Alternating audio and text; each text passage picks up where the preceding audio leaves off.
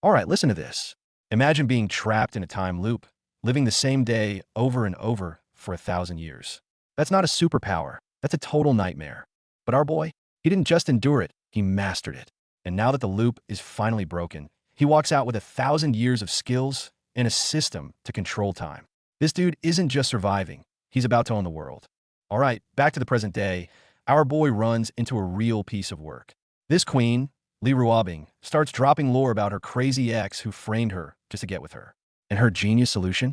Rope our boy into being her fake boyfriend to prove a point. The logic is creative, I'll give her that. But this lady doesn't play by the rules.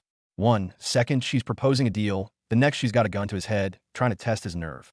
Little does she know, our boy has seen it all. He just smirks, calling her bluff without even blinking. Now she's the one who's intrigued. The power dynamic just did a complete 180, and suddenly it's time for a couple's photo. And just like that, with the flash of a camera, they're officially together. She even makes him her personal assistant on the spot. Also, she can blast this photo to her ex. But while she's busy with her petty revenge, a much bigger plot is unfolding. A new guy enters the scene, looking for his brother, and all leads point to the biggest club in town, the East China Sea Crown. And this is where our boy's 1,000 years of experience kicks in. He hears the club's name and instantly calculates that its entire criminal network is going to collapse in a month tops. Look at her face. She's shook. This isn't public knowledge. She's starting to realize this fake boyfriend might be way more than he seems. Meanwhile, inside the East China Sea Crown, we meet the actual villains. The boss, Li Ruotai, who happens to be Miss Li's brother, is absolutely raging. Apparently, someone's been running around town using his name, and he is not happy about it. He gives the order, find the imposter and make him disappear. Permanently. Right as the tension hits its peak, guess who walks in? Miss Li herself, strutting in like she owns the place. All those tough guys who were ready for murder a second ago, silent. You can just feel the power shift in the room. Her brother thinks she's here on business, but she just casually tosses him his car keys, mentioning she borrowed his ride for a joyride yesterday. What power move? Then, one of the goons points a shaking finger. It's him. The imposter is standing right behind their boss's sister. Li Ruotai is about to explode, but a quick flashback reminds us he's been terrified of his sister his whole life. Still, he can't let this slide.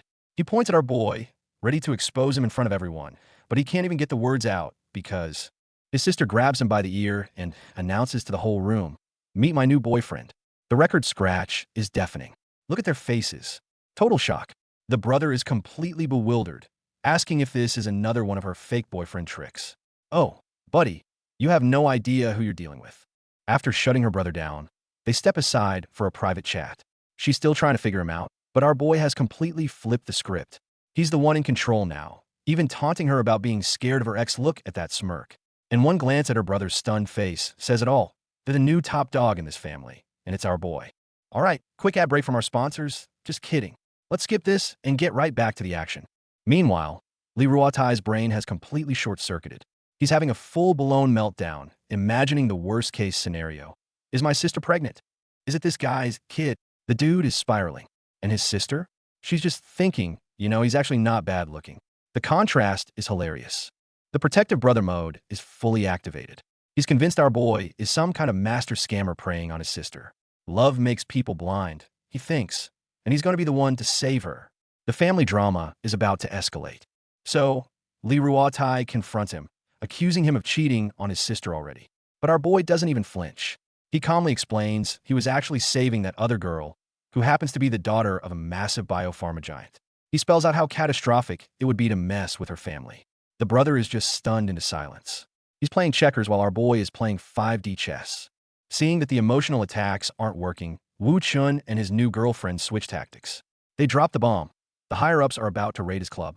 They call him out on all his dirty deeds from blackmail to gangster ties.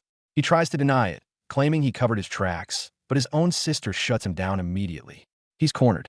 Now he's really panicking, trying to blame his subordinates and create chaos. But it's useless. Our boy already knows everything, right down to the name of the undercover police chief assigned to the case. It's a total information mismatch. Li Ruotai never stood a chance. And here comes the final blow.